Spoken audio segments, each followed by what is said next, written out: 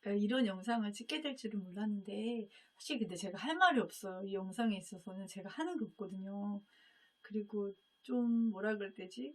내가 그런 거를 할 자격도 없는 것 같고, 뭔가 열심히 해본 사람만이 얘기할 수 있는 부분이 아닐까라는 생각이 들더라고요.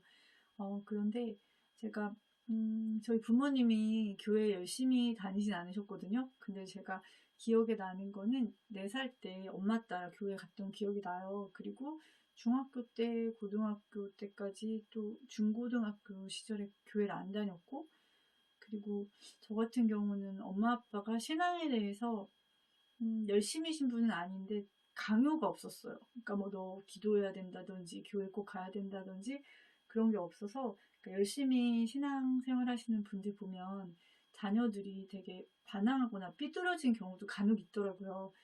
근데 저는 뭐 반항할 것도 없었던 게, 그러니까 엄마 아빠가 저를 이제 데리고 가시지만 또 저한테 뭔가 하라고 하는 신앙적인 강요가 전혀 없었고, 또 제가 기억하는 엄마 아빠는 교회에서의 모습과 집에서의 모습이 별로 차이가 없었어요. 그냥 이렇게 뭔가 신앙인이라고 해서 더 거룩하게 보여야 된다든지 더 좋은 사람처럼 보여야 된다든지 그런 게 아니라 그냥 별로 똑같은 모습? 그러니까 엄마 아빠가 뭔가 신앙으로 나를 이렇게 뭔가 더 씌우고 막 이렇게 뭔가 몰아놓고 이런 것들이 없었거든요. 그러다 보니까 저는 이제 교회에 가서 좋았던 거는, 제가 되게 좋은 교회를 갔었나 봐요, 어렸을 때. 그러니까 굉장히 그때 생각하면 잠깐 다녔던 교회인데 그게 막 제가 행복으로 다가와요, 그 시간이. 막 그리고 그립고 갔을 때 그냥 막 이렇게 찬양이랑 막 환영의 그런 소리가 기억이 나고, 그리고 뭐 이렇게 뭔가 달란트 시장이라고 하죠. 그런 게 있었는데 거기서 막 달란트로 막 이렇게 학용품 같은 거 샀던 게요. 그리고 제가 철 없이 강아지를 데려간 거예요. 그것도 큰 잡종 강아지를 이렇게 안고 어린 나이에. 그런데 그 예배도 늦어가지고 조그만 동네 교회인데 이제 애들은 그래도 꽤 많았어요. 근데 문을 탁 열고 너무나 자랑스럽게 강아지 주고 예배를 드리고 끝까지 있었는데 아무도 저에게 뭐라고 하시는 분이 한 분도 안 계셨어요. 어떻게 교회에 강아지를 데려오니? 라고 하는 분도 없었고, 그냥 아이들도 되게 강아지 귀여워하고 잡종이었거든요. 엄청 큰 거. 근데 전혀 뭐라고 하시거나 쯧쯧쯧 하시는 분도 안 계셨던 기억. 그리고 굉장히 이제 그런 기억이 있고, 또 그러다 보니까 제가 아이들한테 이제 은연중에라도 강요하는 그런 것들 하지 말아야겠다. 왜냐하면 저에게는 신앙의 상처가 없더라고요. 좋았던 기억. 그러다 보니까 다시 이제 좀 성인이 돼서 교회에 다시 나가게 되었거든요. 그것도 제가 자발적으로 너무 가고 싶은 마음이 들었었어요. 제가 안 다닌 게 한 7년 정도 됐었는데, 그리고 또 대예배만 이렇게 가다가 나중에 이제 그런 소모임 같은 게 있거든요, 교회에. 근데 제가 또 자발적으로 또 엄마들과의 모임 가고 싶어서 교회에 가게 된 거예요. 또 그 영화부라고 하거든요. 그리고 계속 지금까지 열심히 다니는데, 정말 일단 저에게 좀 이렇게 그 모임들, 소모임들이 굉장히 좋았고, 또 그거 느꼈던 것 같아요. 거기서 만난 분, 이제 전도사님이 저에게 해주신 것이, 제가 그때 아기 기르면서 힘들었거든요. 또 혼자 이제 나이도 어리고, 근데 제 얘기를 쭉 들으시더니, 그러니까 저는 그 생각이 있던 것 같아요. 다른 엄마들도 다 기르고 하는데 나는 왜 이렇게 힘들어하지?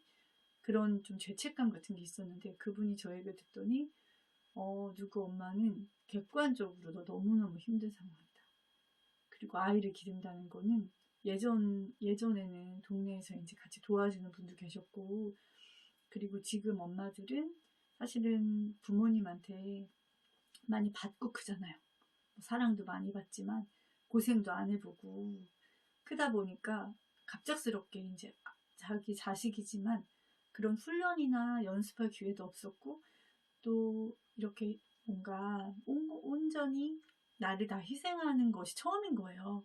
그러다 보니까 너무 힘든 게 당연하고, 또 둘째 터울도 너무 적고, 그러니까 되게 위로를 많이 받았어요. 그러다 보니까 이제 가면은 굉장히 좋은 거예요. 힐링이 되고. 그리고 그 엄마들하고 아이들 기르는 얘기 하면서, 그래, 나만 힘든 거 아니야. 그리고 또 같이 이제 아이들 관련된 뭐 동화책도 읽고 하는 시간이 굉장히 좋았고요.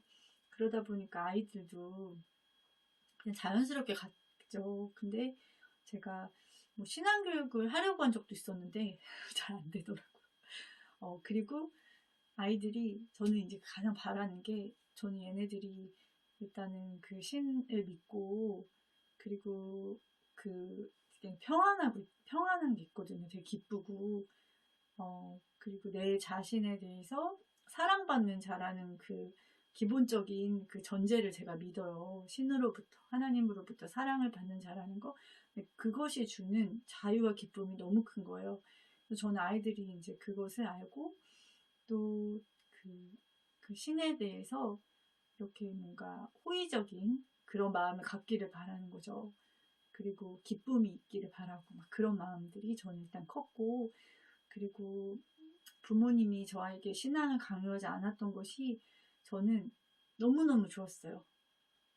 그리고 부모님이 사실 되게 이렇게 뭐 권위적이시진 않으셨거든요. 굉장히 좀 여리여리하시고 좀 따뜻하시고 다정하신 스타일이어서 제가 그런 부모님하고의 관계 때문인지 저는 이제 신을 대할 때 막 무섭다는 생각을 한 번도 안 한 것 같아요. 그리고 너무 친근하게 느껴지고 너무 편하고 그리고 그냥 제가 그냥 언제든지 다가갈 수 있고 막 그런 대상으로 제가 느꼈거든요. 그러다 보니까 그게 되게 좋았고 아이들이 그런 이제 신의 존재를 만나기를 바란 거죠.